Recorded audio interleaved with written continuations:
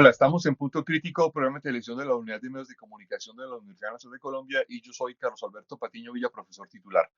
Uno de los temas de mayor debate a lo largo de los últimos meses en el país tiene que ver con dos conceptos claves que quizás en la opinión pública no tenemos muy claro. Uno, el de la transición energética, y otro, el de la descarbonización.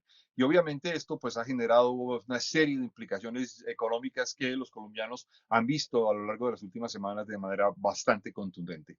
Para entender qué es tanto la transición energética como de la descarbonización y en qué condición se encuentra el país, hemos invitado al investigador de FEDesarrollo, el doctor Juan Benavides Esteves Bretón, quien además es economista, doctor en economía de la energía.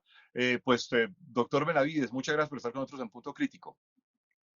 Pues muchas gracias a Punto Crítico por invitarme a esta sesión. Comencemos con la siguiente pregunta. Explíquenos de manera muy detallada para los que no tenemos información técnica y estamos en esta discusión, qué significa la transición energética, cómo asumir o cómo, digamos, entender qué significa hacer una transición energética. La transición energética es un término acuñado en países industrializados, grandes consumidores de energía y grandes emisores de gases de efecto invernadero para alinear las inversiones de la energía con la descarbonización. Son dos conceptos distintos, como usted ha dicho. Entonces, en esos países tenemos las siguientes características que son distintas a las de Colombia o las de países latinoamericanos. Primero, ahí hay un gran consumo de energía per cápita y total. Segundo, la mayoría de los consumos allá dependen de los hidrocarburos, que son los emisores de gases de efecto invernadero. Por tanto, allá la ecuación transición energética y descarbonización es más o menos lo mismo. El 90% de la descarbonización en esos países vendrá de la reducción de los consumos y las emisiones en producción y uso de energía. En contraste, en los países latinoamericanos, nosotros tenemos un bajo consumo per cápita, un bajo consumo total. Nosotros tenemos unas matrices energéticas relativamente limpias, somos exportadores de hidrocarburos y no importadores, y por tanto, y además la mayoría de nuestras emisiones no provienen de la producción y uso de energía, sino de las actividades agrícolas. Más del 55% de las emisiones de gases de efecto invernadero vienen de la agricultura, los productos forestales y el cambio de uso de la tierra, la deforestación. Entonces, y además exportamos. No producimos además tampoco tecnología. Los países desarrollados sí producen tecnología nueva. Entonces, la transición es algo que significa algo distinto en un país desarrollado que en estos países. Aquí la ecuación no es transición energética igual descarbonización, no se parece. Son parcialmente se intersectan y vamos a hablar un poco más de eso más adelante. Eh, el segundo concepto que quiero que pongamos de una vez, digamos, a funcionar en esta conversación es qué es la descarbonización de manera estricta. Sí, correcto. Las, la descarbonización consiste en que la humanidad deje de producir, emitir gases de efecto invernadero y gases como metano y otros que calientan la atmósfera. Ya no hay duda de que estos gases producen un calentamiento antropogénico que conduciría, si pasa de más de cierto aumento, a consecuencias y no fácilmente previsibles en cambio de clima, cambio de hábitat de las especies, más deslizamientos, más lluvias, etcétera, más sequías intensas, grandes consecuencias en el crecimiento de los países. Entonces, ese es el trasfondo de por qué se busca una descarbonización, que es reducir esas emisiones para mitigar estos impactos. Pues, señor Benavides, una, digamos, pregunta que ha habido, un debate que ha habido en algunos sectores es, algunos asumen, por ejemplo, que descarbonizar y hacer una transición energética para algunos supondría una especie de desindustrialización y para otros supone un cambio a tecnologías distintas. ¿Cuál es el espectro? El aspecto es el siguiente. Eh, la mayor parte del esfuerzo de descarbonización tiene que venir de la agricultura forestal y el cambio de uso del suelo. Habiendo dicho esto, en energía, la política del país tiene que examinar cuál es el papel de la energía en el crecimiento económico, no solamente un problema tecnológico y de reducción de emisiones. Muy poca energía per cápita y muy poca energía total. Hay una correlación muy fuerte entre consumo de energía per cápita y desarrollo humano. Este país requiere por lo menos duplicar su consumo per cápita, pasar de unos 36 gigajoules por habitante a unos 72, y para poder salir de la trampa de ingreso medio y reducir la pobreza y la vulnerabilidad energética. Necesitamos aumentar lo que se denomina en inglés el ambiente construido, el built environment. Necesitamos construir más escuelas, hospitales, carreteras y facilidades para que la economía crezca, más infraestructura. Esto va a requerir pues cemento, acero, plásticos, la alimentación de un 42% de la población que es pobre y que posiblemente no tome alimentos más de 2 veces al día, requiere más alimentos, que requerirá más fertilizantes y por tanto más uso de, de productos derivados del petróleo, como la urea. Entonces, el problema de la energía es, en estos países es trucoso porque nosotros no tenemos que decrecer en el uso de la energía, tenemos que aumentar el consumo de energía. Habiendo dicho esto, tiene que ser tan limpio como sea posible, por supuesto, pero no todas las tecnologías limpias son rentables. Y este país no tiene dinero para invertir en cosas que no sean rentables. Yo no puedo forzar a la industria a invertir en hornos y calderas que todavía no tienen ni la confiabilidad ni tienen la continuidad de servicio que tienen actualmente con consumos con hidrocarburos. Entonces, la transición tiene que ser cuidadosa en el sentido de no obligar al decrecimiento de la economía. Puede haber una pérdida de crecimiento si yo obligo a las compañías a adoptar estándares que son menos productivas y menos seguras. Entonces, primero lo que tiene que hacer un país como esto es a promover el uso de el aumento del consumo de energía. Segundo, habiendo dicho eso, eh, eh, eh, que las energías limpias sean rentables. Y tercero, cuando no hay todavía tecnologías suficientemente eh, cercanas a la frontera comercial, hay que invertir en investigación y desarrollo. Mucha gente habla de manera con la pupila dilatada como de que el hidrógeno ya está cerca y que eso no es cierto. Ojalá que lo fuera, pero si así fuera, el hidrógeno no es una solución generalizable, ni universal, ni democratizable para cada uso en toda la cadena de producción y consumo de energía. Cada energético tiene un nicho y una aplicación que le es natural. El hidrógeno, por su dificultad de manipulación, su explosividad fácil, no se puede democratizar, no se puede llevar no es razonable llevarlo por redes de distribución para consumo en los hogares, porque requeriría unas inversiones de seguridad exageradamente altas. Para el transporte urbano tampoco sería una gran solución, porque sería usted se imagina zapaticos, estos taxis con, manejados por hidrógeno. Yo no me subiría a un taxi zapatico con eso porque explota el hidrógeno con cualquier fuga muy fácilmente. Entonces, hay que invertir en tecnología rentable limpia, hay que invertir en investigación y desarrollo, etcétera, y ser prudentes y no tratar de resolver los problemas de una buena vez, de una sola En, sentada. en un estudio que usted tiene sobre transición energética para el desarrollo de finales de agosto de este año, hay un cuadro en la página 8 que habla de la comparación de los energéticos. Ahí este cuadro es muy importante porque se afirma que no hay una especie de solución dominante. Por ejemplo, pareciera ser que la hidroelectricidad juega un papel mucho más importante que otras opciones, que las baterías, obviamente que el carbón. ¿Cómo entender estas distintas opciones de energía? Correcto. Por ejemplo, el problema del cambio de los energéticos de unos a otros no es solamente un problema de costos. A veces se ha reducido de manera muy simplista que el kilovatio hora de las energías eólica y fotovoltaica es más barato que el kilovatio hora térmico o que el kilovatio hora hidráulico. Eso es cierto, pero hay otros atributos que están en esa tabla que no llena la energía eólica y que no llena la energía fotovoltaica. Por ejemplo, la continuidad del servicio. Estas dos energías son intermitentes, dependen del clima, dependen de la nubosidad y los vientos. Entonces, mientras que el kilovatio hora que se produce con una planta térmica, siempre y cuando esté el combustible, está disponible 24 horas del día, 365 días del año. Entonces, la comparación es que la energía es un vector de atributos. Cada energético tiene una determinada competitividad en cada uno de estos atributos y ninguno domina sobre los demás de manera total. Eh, entonces, cualquier país requiere tener un portafolio, una combinación ponderada de las fuentes que sean capaces de darle al tiempo a la sociedad seguridad del servicio, densidad en algunos usos, la densidad es importantísima, por ejemplo, en transporte interoceánico. Si yo quiero volar de Bogotá a Madrid, pues yo no puedo hacerlo con baterías, todavía ni posiblemente en el futuro distante, porque el peso de las baterías sería 4 o 5 veces más grande que el peso del avión. Entonces yo necesito combustibles densos. Puede ser hidrógeno en el futuro, pero por lo pronto son los hidrocarburos líquidos que tienen un gran contenido energético por unidad de volumen. Seguridad.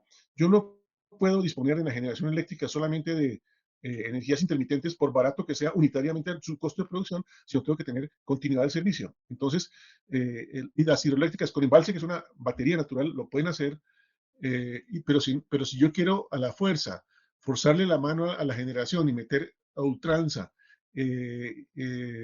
generación limpia, pues eso tiene un costo gigantesco porque tiene que dimensionarse contra el fenómeno del niño. No es 1 a 1, sino cuando falte el agua en los embalses. Cuando yo no haya lluvia, me toca tener disponible energía para tener continuidad, no porque es comillas abstracto, más barato e intermitente. ¿Por qué entonces en este escenario, si somos un país con bajo consumo per cápita y en general bajo consumo de energía, se nos hace necesaria una transición energética abrupta? No, no se necesita para nada.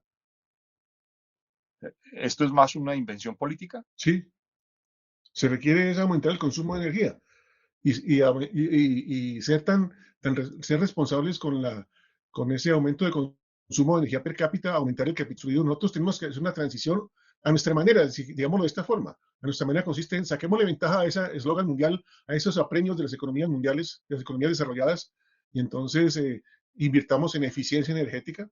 Eso es indispensable, eso es útil, porque al tiempo reduzco los costos de producción de las empresas, sobre todo las pymes, que son el 98% de las empresas, y las vuelvo más competitivas. Segundo, invirtamos en electrificación del transporte masivo urbano, porque no solamente el transporte masivo es superior al transporte individual, sino porque voy a reducir drásticamente las emisiones de gases de efecto, perdón, de gases de material particulado, perdón, que son los causantes de enfermedades respiratorias y morbilidad y mortalidad muy altas. Esos serían nichos en los cuales hay co-beneficios. Entonces, metámonos en donde tenemos necesidades y al tiempo hay co-beneficios. Podemos utilizar perfectamente la biomasa, podemos desarrollar perfectamente una industria para exportación de paneles solares orgánicos y flexibles. Podemos desarrollar biorefinerías para utilizar los residuos orgánicos del campo, cascarilla de arroz, de café, bagazo de caña, etcétera, para poligeneración, generación eléctrica o producción de calor o producción de productos químicos de alto valor. Entonces, creo que es que no afanarnos en que vamos a salvar el mundo. Nuestras emisiones son menores que nuestra proporción per cápita en el mundo. Eh, nos toca de ser razonables, y no tenemos por qué acelerarnos. En ese escenario aparece entonces además otro elemento que es muy importante y es qué capacidad tecnológica tenemos para generar una transición energética de manera, no sé si autónoma o una condición tecnológica que permita realmente en este contexto pensar en una transición energética exitosa, porque según esto es como si estuviéramos andando un poco en nebulosas realmente sobre cuáles son las opciones de esa transición. Para los usos que acabo de mencionar, desarrollo de tecnologías, eléctrica de estado sólido, instrumentación, medidores inteligentes, biorefinerías, existen dos condiciones en Colombia eh, útiles. Uno, hay por lo menos unos 6 nodos regionales, voy a llamarlos nodos, de universidades regionales con capacidades en algunas de estas actividades que acabo de mencionar. En Bogotá, Medellín, Cali, Barranquilla, Bucaramanga, Pereira, existen un número suficiente, una necesidad suficiente de doctores con conexiones internacionales y con deseos internacionales de cooperación. Entonces, es posible crear un instituto de energía, de producción de tecnologías con 5 o 6 nodos, en los cuales de manera cooperativa y con cooperación internacional logremos desarrollar prototipos e industria para exportación. Entonces, es factible siempre y cuando se abandone pues, la política de financiación que existe que es tan pírrica. Podemos adoptar y adaptar el modelo Fraunhofer de Alemania, que es un modelo de financiación para tecnologías relativamente cercanas al mercado, en proporciones tal vez inversas de las de Alemania. Aquí se podría financiar con 70% público y 30% de contratos con el sector privado para fomentar una relación con el sector privado, un deseo de modernizarse. Entonces, en eso soy optimista. En lo demás no soy tan optimista. En la creación de un instituto sí le creo, y ahí eso lo propusimos en la misión de sabios de la cual participé en el 19. En este, digamos, proyección posible, algunos han dicho que habría que procurar una electrificación prácticamente total del parque automotor en Colombia para lograr esta descarbonización y aumentar unos mecanismos. ¿Eso entraría dentro de esos planes que usted está diciendo? ¿Es posible pensar en eso? No, la electrificación tiene límites. No toda la... Hay, hay un pensamiento infantil que es que creer que toda la energía se va a electrificar y que toda la electricidad se puede producir con renovables. Eso no es posible ni en el corto ni en el largo plazo. Acaba de salir una semana un paper de Jim Bushnell de la Universidad de Berkeley que muestra los límites de la electrificación. Es un paper bastante conceptual e interesante en el cual muestra que a pesar de que es posible tener carros más baratos en California y en algunos sitios que ya han experimentado, la gente por cualquier razón subjetiva o de preferencias que ya se escapa de la economía pura del costo por kilovatio hora, que es comodidad, etcétera, etcétera, hace que no penetre al 100%. Es como cuando usted dispone de una industria nacional de vehículos en Francia y en Alemania. Usted tiene, por ejemplo, una marca y otra marca y usted diría, pues, ¿para qué van a comprar el carro del otro país? Y sin embargo, se compran carros del otro país en el otro país. Entonces, la, la, la, la, la aparición de preferencias y costos ocultos de adopción hace que no sea posible ni deseable tampoco el tratar de impulsar una electrificación total del transporte ni en ningún sector. No se va a lograr. En eso soy pesimista. No, pues creo que el panorama no es muy claro, Juan. En ese contexto, O realista, digámoslo así. o realista, sí, Ahí sigo yo a pues Václav Smil, a Václav Smil. sí, sí, sí. Pues queda la preocupación de obviamente entonces cómo pensar un proceso de transición energética que realmente no desmonte o no desestructure la economía, que además permita aumentar la capacidad de consumo de energía, pero que además permita mantener los ingresos del Estado. Y creo que ese es el debate en el que estamos en este momento. Ese es exactamente yo escribí ese artículo al que usted hace alusión lo publicamos en agosto, pero lo tenemos listo desde junio, no lo hemos publicado por descuido interno de Fedesarrollo. Eso lo hicimos sin pensar en ningún tipo de presidente. Es un artículo técnico que tenía y tiene la intención de ser insumo para la formulación de una política. Hay discusión porque hay mucha desconocimiento de la historia energética de la humanidad, discusión, ignorancia sobre, el, sobre cómo vamos a hacer con los 4 grandes usos en los cuales descansa la humanidad. Lo mencioné hace un rato: fertilizantes, cemento y plásticos. Eso no hay todavía tecnologías que los puedan sustituir fácilmente. Entonces, mientras eso no suceda, pues la energía no va a cambiar drásticamente y hay que ser realistas y hay que tener en cuenta esos procesos de largo plazo. Un dictador que acaba de instalarse en China dijo una frase cierta, no porque es dictador. Uno no puede soltar lo viejo antes de que no tenga lo nuevo. Mi última pregunta, doctor Benavides, ¿esto implica que entonces nos falta mucha ilustración en este debate político en Colombia sobre la transición energética? Perdón que no lo entendí. Nos falta mucha ilustración política, Sí, tener claro, mucha ilustración en términos técnica de datos. y tener las velocidades sobre todo entender el lado de la demanda. Todo el mundo cree que es el lado de la oferta. Se ha confundido la transición como que yo pongo unos paneles solares y eso es todo. No, es un problema de no solamente cambiar la oferta, sino que el lado de la demanda tenga la velocidad y las tecnologías capaces de electrificarse. Y eso en algunos casos se puede hacer fácilmente, en otros no fácilmente. Pues, doctor Juan Benavides, muchísimas gracias por estar con nosotros en Punto Crítico, muy amable. No, a ustedes por el espacio y espero que genere debate. Pues muchas gracias y los esperamos a todos ustedes en la próxima emisión. Muchas gracias.